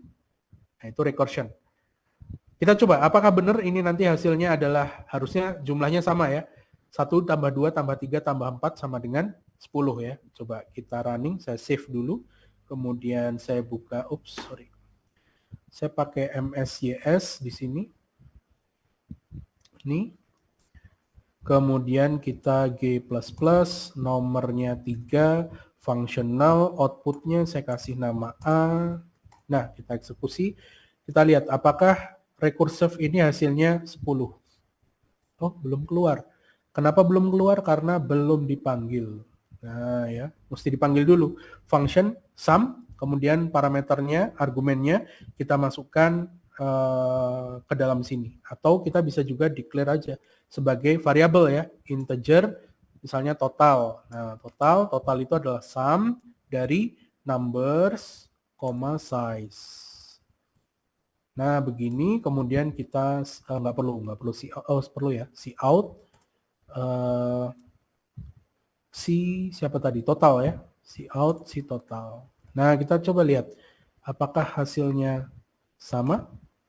Harusnya 10 ya nilainya. Nah, teman-teman bisa lihat nih 10 ya. Nah, yang 2 di akhir itu. Nah, ini yang disebut functional programming. Variabel ketika sudah dideclare jangan diubah. Kemudian kalau pakai looping, manfaatkan recursive function. Intinya adalah menjadikan function itu sebagai first class citizen. Elemen terpenting dalam kode teman-teman. Nah, itu dia. Itu yang keempat, functional programming. Kodenya nanti saya update ke GitLab ya, kalau teman-teman mau pelajari. Begitu. Dan yang terakhir, yang populer adalah object-oriented programming. Intinya adalah dia memandang sebuah permasalahan yang akan di-solve dengan pemrograman itu dari sudut pandang segala sesuatu adalah objek. Segala sesuatu yang ada di permasalahan pemrograman itu adalah objek. Objek in real world ya. benar-benar objek. Bayangkan objek itu ya AC lah, kipas angin, PS5, Nintendo Switch, komputer, laptop, meja, kursi, itu objek. Yang dimaksud di object oriented programming itu adalah objek. Nah, di objek ini fokus utamanya ada dua hal sebenarnya kalau teman-teman mau rangkum ya. Yaitu yang pertama ada objek, ada kelas. Objek itu adalah ya real thing ya, real problem yang mau kita solve. Kemudian objek itu dibuat dari kelas namanya. Jadi kelas itu adalah template atau blueprint untuk objek, simpelnya seperti itu. Kemudian kelas dan objek ini punya dua hal utama. Yang pertama data, atau disebut juga field, atribut, atau property ya. Dan yang kedua adalah behavior, atau juga bisa disebut sebagai function, prosedur, atau method. Nah, jadi secara umum sih itu doang konsepnya ya. Jadi kita memandang suatu permasalahan itu sebagai objek di real world. Nah, ini nanti akan kita pelajari selama 1 semester di perkuliahan kita. Nah, implementasinya seperti apa? Implementasinya begini. Akan kita bahas minggu depan ya, mulai minggu depan secara mendalam. Kok kelihatannya kodenya mengerikan, kok agak panjang, kok nggak sesimpel yang imperatif, kok nggak sesederhana yang deklaratif barangkali. Ya tunggu dulu, karena untuk menggunakan ini teman-teman harus mengubah mindset ya, mengubah cara pandang terlebih dahulu. Tentu nanti akan lebih mudah. Begitu. Nah, itu ya. Nanti akan kita bahas di pertemuan selanjutnya. Nah, selanjutnya saya harap teman-teman sudah menyiapkan ini akun GitHub, GitLab atau Bitbucket, bebas. Saya rasa sudah punya ya. Kemudian C++ ada di device, boleh juga pakai code editor, terserah mau yang mana. Tapi saya akan pakai Visual Studio Code. Kemudian compilernya saya pakai G++ ya, teman-teman bisa pakai GCC, bisa pakai GDB, atau kalau nggak mau menyediakan, mau pakai yang online, Programmist, online GDP, One Compiler, online CPP, silahkan. Nggak masalah juga ya, tapi harapannya sih ada di lokal supaya nanti ketika ada tugas atau project itu teman-teman punya filenya, terdokumentasi dengan rapi maksudnya. Begitu. Sampai sini barangkali ada pertanyaan? Nggak terasa ya, udah cepat sekali. Ini sampai 13.50 ya, betul ya teman-teman ya? Oke, silakan kalau ada pertanyaan. Tidak ada? Masih pada di room kah? Halo? Atau sudah war takjil? Aman, Ya, aman ya? Jelas. Bapak. Iya, oke, aman ya. Baik, kalau tidak ada pertanyaan mungkin itu aja untuk materi hari ini.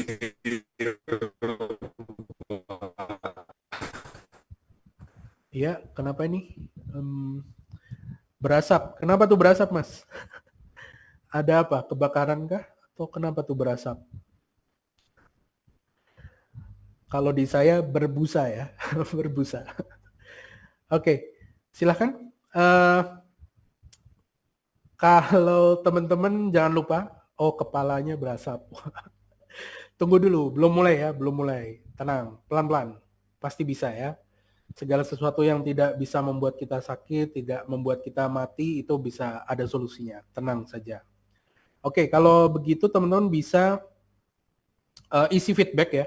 Isi feedback itu linknya sudah di-share Mas Raihan di chat. Nah, silakan itu wajib diisi. Bagi yang belum absen, nanti tadi udah saya tampilkan ya. Nanti saya tampilkan lagi. Kemudian kalau ada yang bermasalah bisa kirim email ke lintang@cakrawala.ac.id. Begitu barangkali untuk pertemuan pertama kita hari ini. Terima kasih sudah menyimak. Semoga bermanfaat dan sampai jumpa di pertemuan mendatang. Saya tutup. Assalamualaikum warahmatullahi wabarakatuh. Terima kasih semuanya. Waalaikumsalam. Terima kasih Pak.